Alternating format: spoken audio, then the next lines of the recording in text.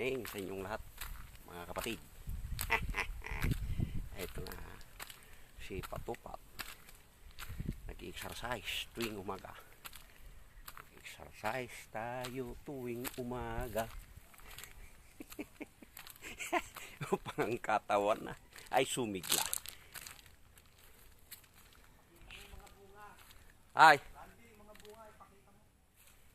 Mga bunga ng ano, ng ito, kakaiba ito eh. Dito lang po sa Pilipinas ito. Pero parang sa ibang bansa pag nakapasok ka dito sa loob. Kasi mga punong kahoy po dito ay galing ibang bansa. Yan, daming bunga po. Yan. Yun, si tatay. Caretaker. Yan. Diba po? Parang nasa Arimika ka eh. Arimika, Amerika eh.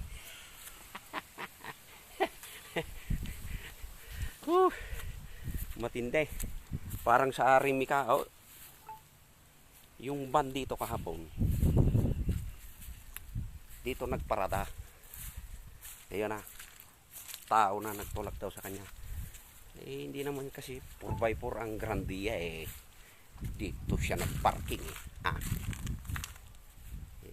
Gagahin niya yung SUV namin eh. 4x4 yan eh. Ano, kinutkukot-kot na niya dito. Ay, apaw. Papawis muna. Exercise tayo tuwing umaga. Tuwing umaga. Upang ang katawan natin ay sumigla.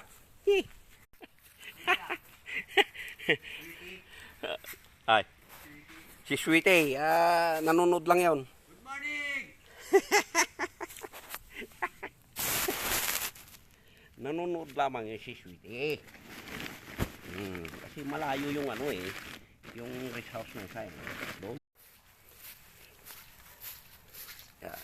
Exercise lang. Exercise. Buat-buat ng buhangin. Exercise. Exercise ang veterano. Iwas bingkong. Yeah. Kasi malayo yung ano eh. Yung rest house eh. Magbuhat. Sorry. Hehehe. Yun. Palusong. Apaw.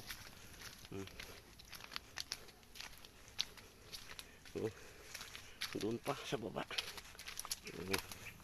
Yeah. Parang kuton eh. Kumbaga sa Tagalog, langgam. Na nag-iimbak ng ano.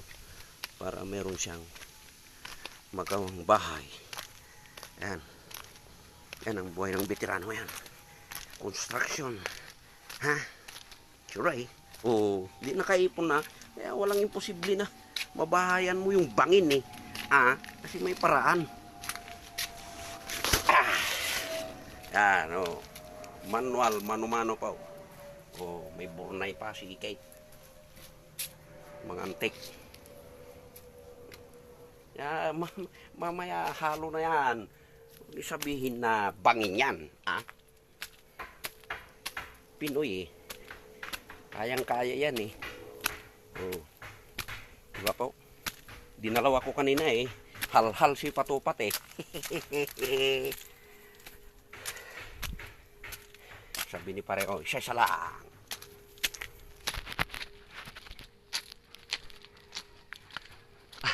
Bumili na ako kayo ng tubig ha.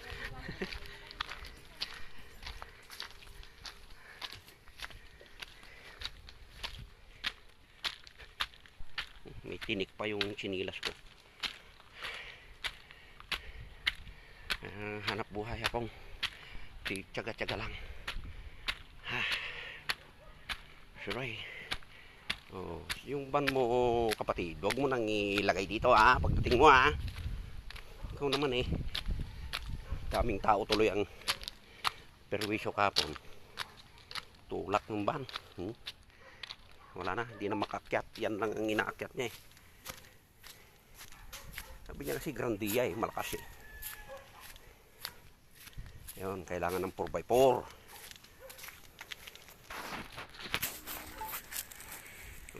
Kunti na lang. Isa, dalawa, tatlo, apat, lima. O, 5 na lang. Kunti lang po itong construction namin 3 days lang to. Tapos na yung isa. Pagbultuhan na. Yan. Rescue na. Rescue na kayo kasi mahirap gawin yung swimming pool.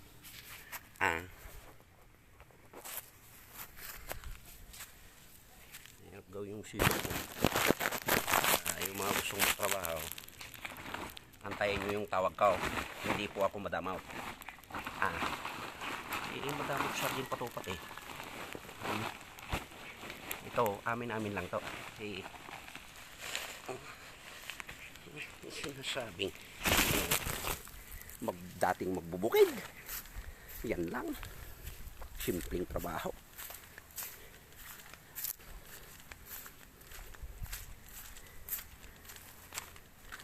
Simpleng trabaho ako. Ang lamig din dito. Hindi ka masyadong pawisan. Para alam mo ang ginagawa. Ay, yung kamag-anak ko.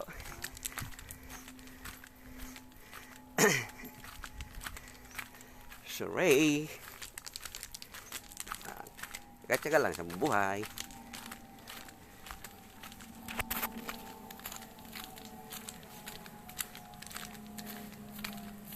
Yun po. Sarap pawisan eh.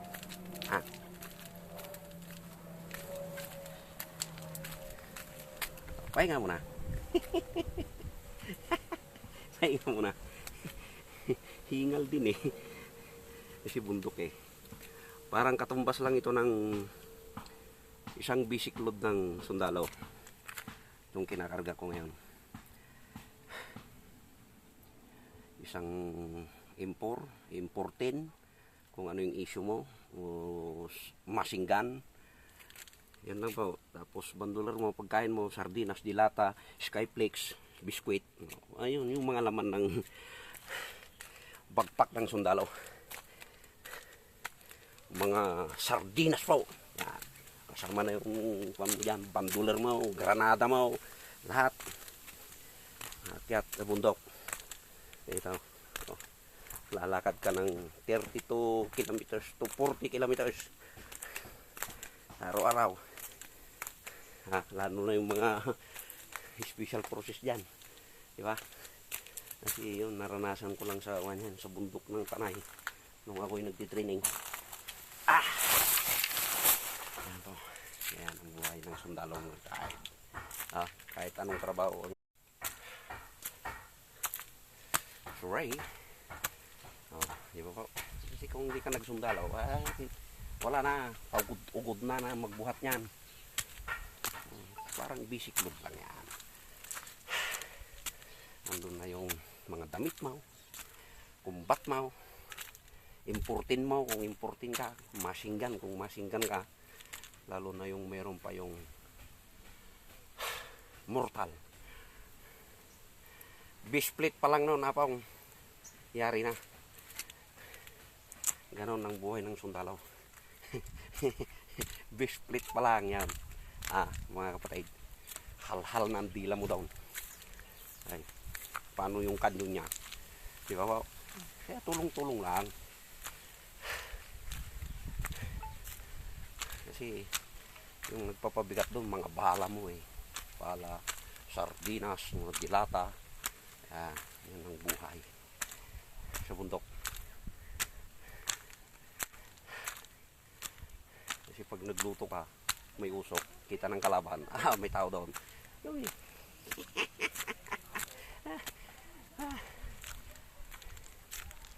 lahat na sundalo, anong branch of service mo, tsak, dumaan ka doon sa ganung buhay, lalo nung training ka.